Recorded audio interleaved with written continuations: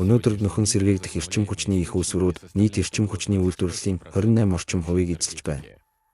Гэхдээ ийм эрчим хүчийг үйлдвэрлэхийн тулд бид ялгаагүй л нөхөн сэргээгдэхгүй байгалийн нөөцийг ашигладаг. Энэ бүхэн гаригийн доройтол бохирдолд хувь нэмрээ оруулсаар байгаа. Жишээлбэл нарны хавтан байна. Хар тугалах, кадми, мөнгөн ус зэрэг хүнд металлуудыг агуулдаг. Ашиглалтын явцад угаагдан газар руу гурсна. Бас агаар мандалд ууршдаг. Нарны хавтангийн хаягдал нь цөмийн хаягдлаас 300 дахин хортой. Мөн дахин боловсруулж ашиглах тусгай нөхцөлийг шаарддаг. Энэ үйл явц нь үйлдвэрлэхээс илүү өндөр өртөгтэй тул нэг их төвөг учруулахгүйгээр шийдэж ашигласан хавтангуудаа ядуу орнуудын хогийн цэг рүү илгээдэг болсон. Одоо хүртэл дэлхийн нэг ч улс оронд энэ дахин боловсруулж ашиглах үйл явцыг зохицуулах журам байхгүй байна. Эрдэмтдийн судалгаа ёсоор бол 2030 он гэхэд дэлхий дээр ойролцоогоор 8 сая орчим тонн ногоон гэх нэртэй хог хаягдал бий болно. Харин 2050 он гэхэд энэ хэмжээ 78 хүртэл сая тонн болж өснө. Хэрэв бид эдгээр их үүсвэр рүү бүрэн шилжүүл энэ тоннууд хэрхэн өсөхийг, үүнийг ихтгэл тайлангуудаа тооцоолж үздэг эсхийг, бас конференц чуулганууд дээр энэ сэдвийг өргөн харж хөндөж тавьдаг эсхийг авч үзцгээе. Энэ нь эколог байгаль орчны нөхцөл байдлыг зөвхөн хурцтгадаг. Мөн энэ бүхэн биднийг илүү гүнзгий авч үзэх ёстой мөсөн уулын ил харагдах зөвхөн орой хэсгэн гэдгийг та бүхэн харж байгаа байх. Тэгвэл салхин цахилгаан станцууд ямар байдаг вэ? Юунд биш байдаг вэ? Энэ амбицтай өндөр зорилгот шийдвэрүүдийн төлбөрийг бид халааснасаа төлнө гэдгээс эхэлцгээе. Салхин цахилгаан станц барихад асар их мөнгө хөрөнгө оруулалт шаардлагатай байдаг. Салхин цахилгаан станцын ашиглалтын хугацаа 30 ба түүнээс дээш жилч байж болно. Гэхдээ олон салхин эрчим хүчний их үүсвэрүүд ажиллагаа нь хэвийн эсхээс үл хамааран эдийн засгийн ашиггүй байдлынхаа улмаас 20 жилийн дараа гэхэд зээл татаасын хугацаанд дуусах үеэр ашиглалтаас гардаг.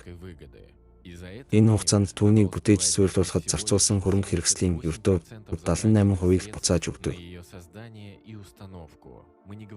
Бид тусгай зориулалтын үйлчилгээний хөлөг, өндрийн өртөг ихтэй ажил, мөн далбаг байнга солих зэрэг засвар үйлчилгээний тухай яриаггүй.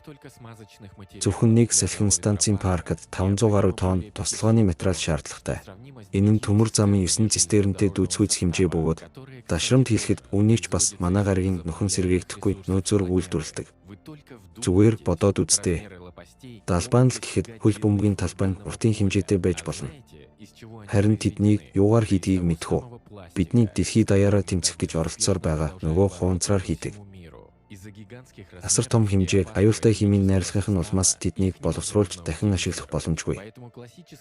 Тиймээс далбааны хувьд сонгодог шийдэл нь хогийн цэгт аваачих эсвэл дахин боловсруулалт нэрээр өөр улс руу экспортлох болдог.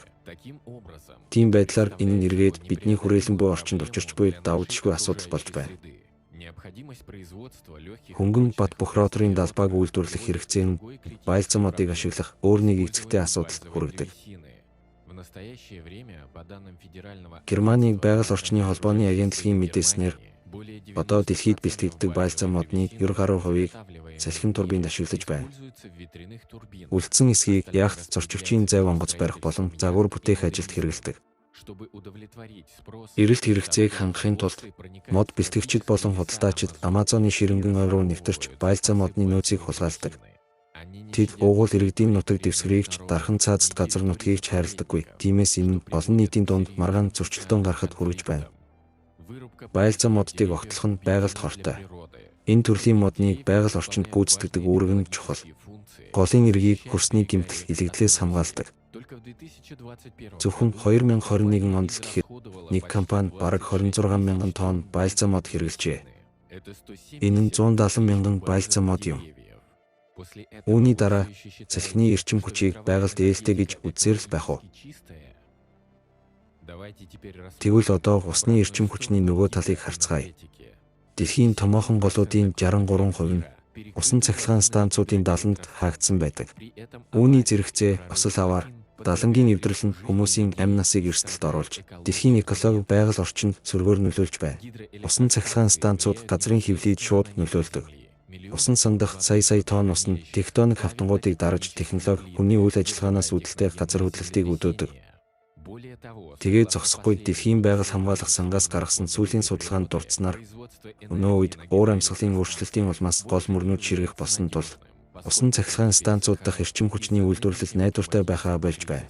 Бидэнд альтернатив боломжит их үүсвэрүүд байгаль орчны байдлыг сайжруулж, уур амьсгалын өөрчлөлтийн асуудлыг шийдэж чадна гэж батлан итгүүлсээр байдаг. Яагаад тэгдэг вэ?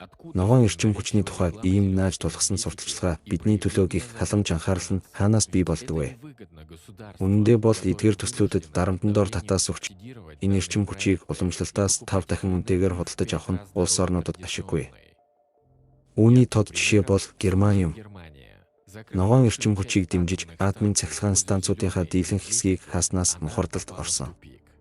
Ногоон технологийн тусламжтай бүтээгдэхүүн гаргаж болох ашигтай өдрүүдэд нийт эрчим хүчний хэрэглээний дөнгөж 17%-ийг л үйлдвэрлэдэг. Тиймээс өнөөдөр хөрш орнуудынхаа нөгөө л ногоон биш атомын станцуудаас эрчим хүчийг татвар төлөгчдийн асар их мөнгөөр худалдаж авахд хүрч байна. Энэ утгагүй дэмэрэл биш гэж үү? Өөр нэг баггүй чухал баримтад анхаарлаа хандуулах нь зүйтэй юм. Сэргээгдэх эрчим хүч нь нар болон салхинаас шалтгаалдаг. Тиймээс энэ эрчим хүчийг шууд ашиглах хэрэгтэй. Нэг бол хуримтлуулж хадгалах ёстой.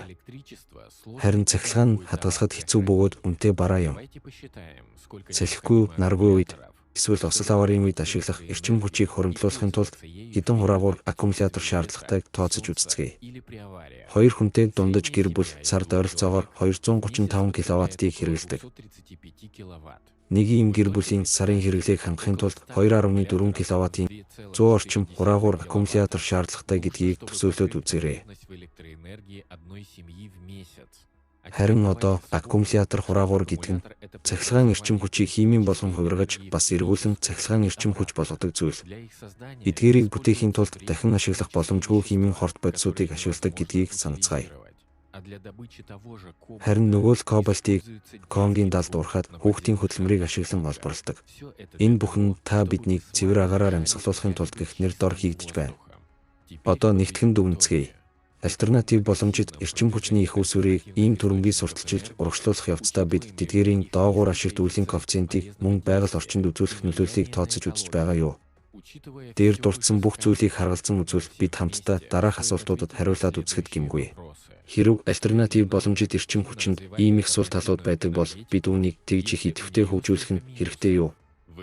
Энэ нь хүн төрөлхтний маань хувьд өнөөдөр бидэнд ашигтай юу?